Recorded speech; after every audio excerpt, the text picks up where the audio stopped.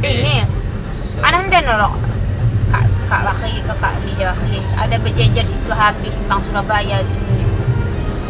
Kamu tadi? Kak.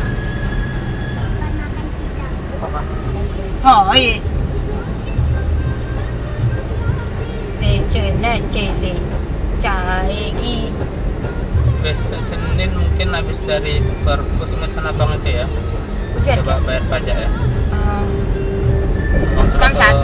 Kantor pos dulu, katanya kantor pos bisa juga bayar kan, tanpa mesan apa itu, tanpa generate kode PA untuk bayar, bisa langsung ke kantor Yang pos. kayak abang tuh.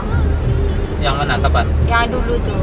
Dulu tuh abang nggak kantor pos, abang generate sendiri di webnya, abang transfer lewat Bank Aceh, bukti transfernya bawa ke Samsat. Ini kan yang abang generate sendiri itu kan nggak bisa. Katanya kalau ke kantor pos itu pun bisa langsung, nggak perlu generate PA katanya. Bilang ya aku nih, nano rono ini nunggu diwayah orang bisa terima lagi. Itulah tuh yang kita ada bukti bayar kan. Bisa disewakan. Ah sedih juga. Apa? Bacanya disewakan. Apa Ruko. disewakan? Ruko.